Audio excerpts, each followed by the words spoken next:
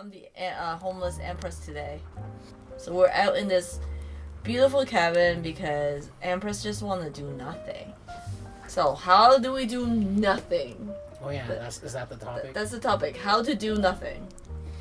And why do we need to do nothing?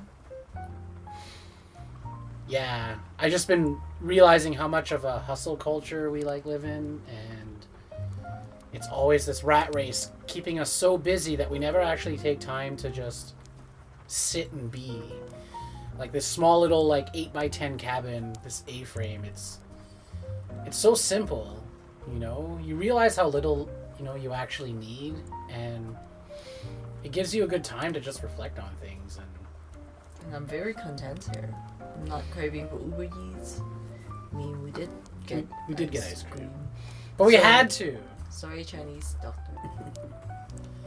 So you want to empty your cup. We're always filling it. And you need periods of time where you just empty yourself. And that way you're ready to receive new information, new eureka moments. And you just reflect on things. Take the time to slow down and appreciate what you have. And I think because we're always chasing stuff, we never appreciate what's in front of us. We're always thinking of, oh, more money will make me happy. If I buy this new thing, it'll make me happy. If I accomplish this new thing, and it's can you just spend a day not trying to accomplish anything? Is that possible? And then what's the result of that? How are you going to feel about that? Do you feel like you're just, unsuccessful in life because you spent one day doing nothing? And I don't even think it's nothing. It's just, you're spending a day where you're just not consuming or producing. You're just being. And I think that's that middle point. There's doing, and then there's you produce things or you consume things, or somewhere in between you're just kind of you're just being. Mm-hmm. You're not really consuming or producing, you're just being who you are. And then I think a lot of people don't even take the time to discover who they are. I think some of them are scared to find out, to face themselves even. You look at what you've done and then it comes with the shame and guilt, right? I know with me it's if I'm not doing something, I'm useless. And that's whose voice, whose voice is it? It's definitely not mine. It's somebody else's voice telling me that I'm useless when I'm just sitting here doing nothing. And if I do that at home, people will be like, oh, you're there. And then that person, get off work and be like, oh, you're still there. Why are you just sitting there all day? It's it's so least appreciated that you're actually sitting there doing nothing. Mm-hmm. Nobody's gonna come up to you and be like, great, you did nothing today.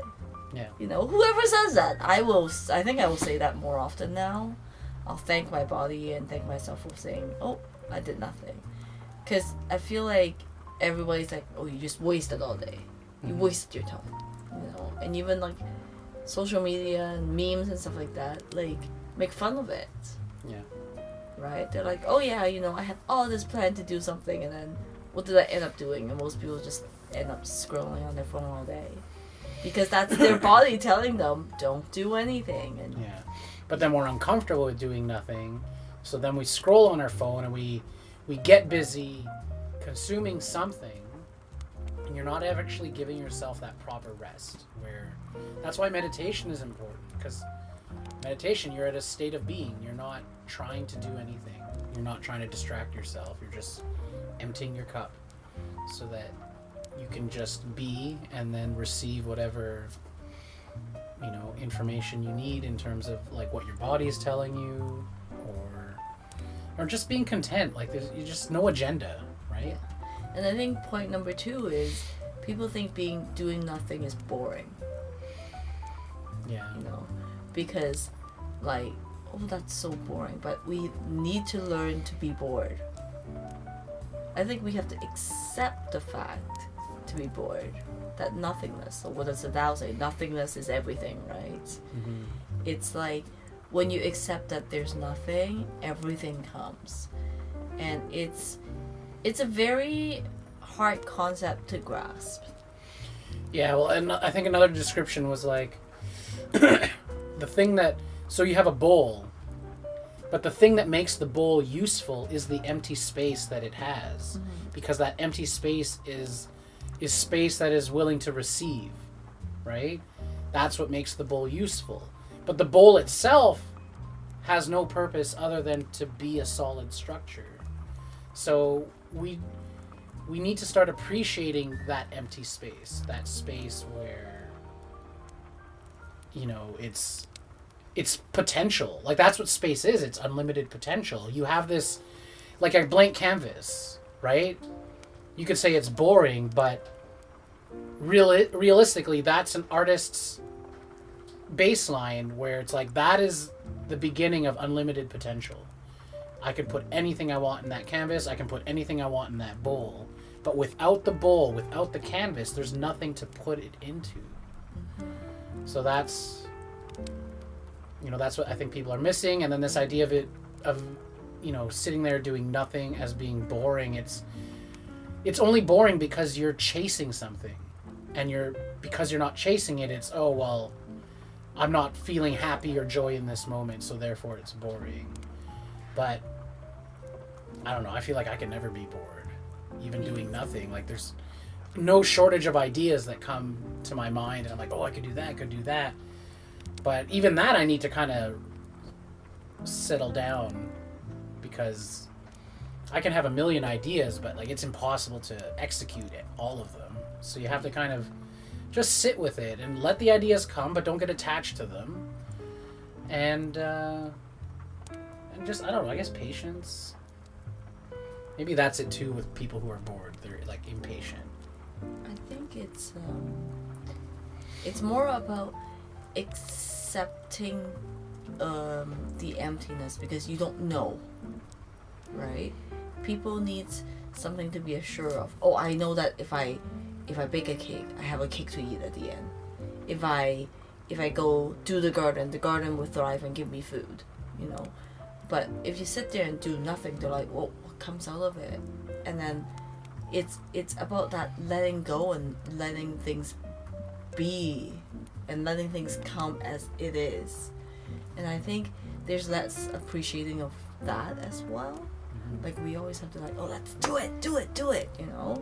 To unless you do something, nothing's gonna come. No.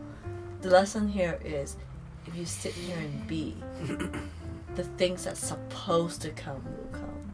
Mm-hmm. Like, and then you actually reserve more of your chi doing that instead of chasing that thing. Yeah. Right? And I think point number 3, I think we might do another video on this, is how to meditate. I find a lot of people think, this is meditating, that's it, you know what I mean? Like, what is the mindset behind meditating? Or what is, like, how do you meditate? Because the meditation, I'm sure everybody's like, oh yeah, it's a good thing, you know? And every time I present that to a client or customer, they're like, oh yeah, I do yoga. I'm like, no, that's not meditating, that's still doing, you know? And I don't think I got a grasp on how to meditate yet. There's so many tons of different books and things like that to tell you, but I think it's, well, do you know what the definition is of meditating? The real dictionary definition? No, I've never actually. I think it's just like sitting, like what we've said before, sitting here and accepting, and just be, you know, accepting yourself, accepting what's surrounding, accepting anything that comes. So I remember going to Qigong and be like, oh, they said you have to accept that pain, accept the urge to scratch, you know what I mean? And then accepting it and not do anything about it. I think meditation has a lot of to do with accepting things as they are. Yeah, being content with what is. And it ties into, like, you know, the question about boredom and people getting bored is because they're not content. If you are content with what is, you're not bored. You know what I mean? So like, yeah, when I've meditated at Vipassana, and a lot of that was just learning how to not be distracted and just let things be, and try not to resist, like urges to scratch and things like that. And just observation, I think that's, to me, is really key, because meditation, I think sometimes people take it to the point where they kind of get high, and then it feels like they're being enlightened to some degree, like, oh, I feel like I'm connected with the universe. And while that can be great, I think what that's doing is it's taking you away from the experience, because you should be able to feel the sensations. Like in Vipassana, they're teaching you to feel the breath between your nose and your lips, that subtlety, and to pay attention to any of the things going on in your body. I don't even think we do that, and that also leads to health issues. And so that state of observation, I think, is very important, where you can observe things and then observe them without judgment. That's the key. Because a lot of people observe, but then they shame themselves or guilt themselves, and I think that's also why people avoid doing nothing, because they're judging themselves for doing nothing.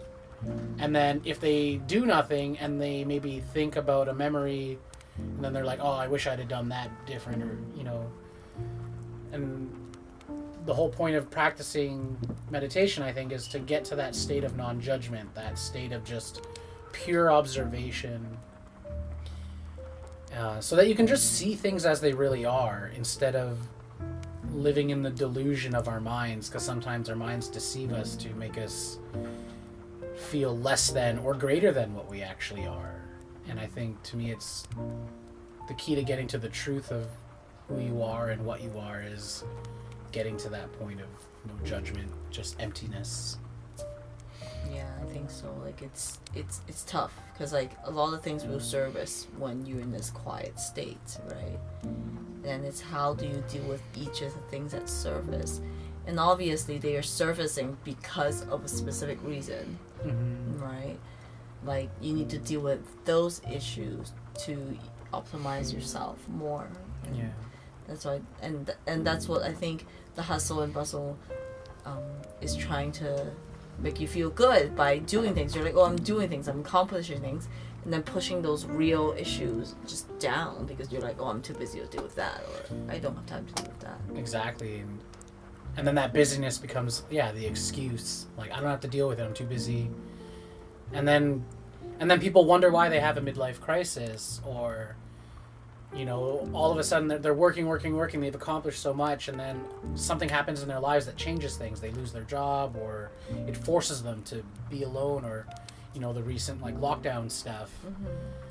That caused a lot of mental emotional illnesses come up because people can't face it or deal with it. Or like families, or even like husband wives, they were separating, or you're creating this division, because while they were living together, they weren't actually facing each other. Exactly. They were facing these certain points that only in an environment where you're finally isolated and you have nothing left but your own thoughts and then the people around you.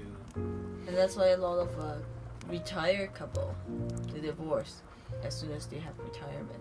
Oh, is that actually a It's a thing. Oh. It's a statistic. And I'm like, of course, because they don't see each other until they finally retire and they're home all the time. They're like, oh crap, I can't stand this person. Like, why did I marry to you for like 60 years? Like that's their probably first thought when they have to see them more often, right? Yeah, but I find that a lot in our culture. So yeah, go out like us in a nice cabin like this and sit for a day. Take some solitude time. Well, this is not quite solitude time, but at least be okay to find a friend who could sit there and do nothing with you if you don't want to do it alone. But just be. It's I can't express this contentment, this happiness. Like, I'm not craving or wanting anything more, but just to sit here and be homeless. Yeah. Any question for the customers? Oh my god. Any question for audience, viewers today? What's preventing you from being? What's the thing that scares you the most about being alone with your thoughts? You know, I think it comes back to fear. You know, I think there's a fear there with people. So maybe that, I guess. Awesome. Is this our episode? Yeah. Okay. Choose love, not fear. That should be our ending, always.